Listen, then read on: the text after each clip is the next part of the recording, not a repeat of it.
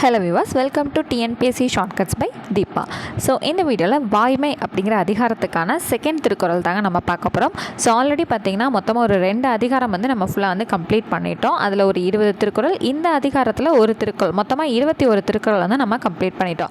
So நம்மளோட சேனல்லே playlist create பண்ணியிருக்கோங்க. தினம் ஒரு திருக்குறள் அப்படிங்கிற பிளேலிஸ்ட்டில் செக் பண்ணிங்கன்னா ப்ரீவியஸாக போஸ்ட் பண்ண 21 வீடியோஸும் உங்களுக்கு கிடைக்கும். ஸோ அதை யூஸ் பண்ணி நீங்கள் ரெகுலராக நம்ம சேனலை ஃபாலோ பண்ணி டெய்லி ஒரு திருக்குறள் படித்து முடிச்சிடலாம். ரொம்பவே சிம்பிளாக இருக்கும். டெய்லி ஒன்று படிக்கிறீங்க அப்படிங்கிறப்போ ரொம்ப ஈஸியாக இருக்கும். ஓகேங்க. ஸோ ரொம்ப பேச வேணாம், எடுத்தோடனே திருக்குறள் நம்ம போயிடலாம். ஓகேங்களா? ஸோ இங்கே பாருங்கள், பொய்மையும் வாய்மை இடத்த புரைத்தீர்ந்த நன்மை பயக்கும் எனேன். ஸோ என்ன வாசிப்போமா? பொய்மையும் வாய்மை இடத்த புரைத்தீர்ந்த நன்மை பயக்கும் எனேன். பொய்மையும் வாய்மை இடத்த புரைத்தீர்ந்த நன்மை பயக்கும் மெனேன். சரி, இதோட பொருள் என்ன கொடுத்துருக்காங்கன்னு பார்ப்போமா?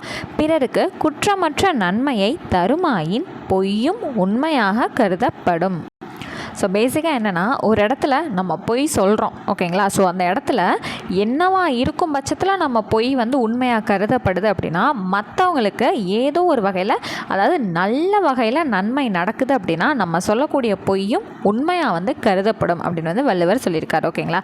பிறருக்கு குற்றமற்ற நன்மையை தருமாயேன். ஓகேங்களா? ஸோ தவறான வழி இல்லாமல் ஒரு நல்ல வழிக்கான ஒரு நன்மையை கொடுக்குது அப்படின்னா, அந்த இடத்துல நம்ம சொல்லக்கூடிய ஒரு பொய்யும் என்னவா கருதப்படுது? உண்மையாக கருதப்படுது. இப்போது ஃபார் எக்ஸாம்பிள், ஒருத்தவர் தப்பு பண்ணிட்டார். ஓகேங்களா? ஸோ தப்பு பண்ணிட்டாரு அப்படிங்கிறத நம்ம மறைக்கிறோம். ஆனால் அது குற்றம் அதாவது தண்டிக்கப்படக்கூடிய குற்றத்தை செஞ்சுருக்காரு. அந்த இடத்துல நம்ம பொய் சொன்னோம் அப்படின்னா அது ஒரு தவறான செயல். அப்போது குற்றம் இல்லாத ஒரு இடத்துக்கு நன்மை தரக்கூடிய விதமாக நம்ம ஒரு பொய் சொல்கிறோம் அப்படின்னா அதை மட்டும்தான் நமக்கு உண்மையாக கருதுவாங்க. ஓகேங்களா? ஸோ ஒரு தடவை திருக்குறள் வாசிக்கலாமா? பொய்மையும் வாய்மை இடத்தை புரைத்தீர்ந்த நன்மை பயக்கும் மேனேன். சரி, இப்போ சொற்பொருள் கொடுத்துருக்காங்க பாருங்களேன். புரைங்கிறது என்னதுங்க? இந்த இடம் குற்றம். பயக்கும் அப்படின்னா தரும் அப்படிங்கிறத சொல்லியிருக்காங்க. ஸோ புரை அப்படிங்கிறது என்னது? குற்றம்.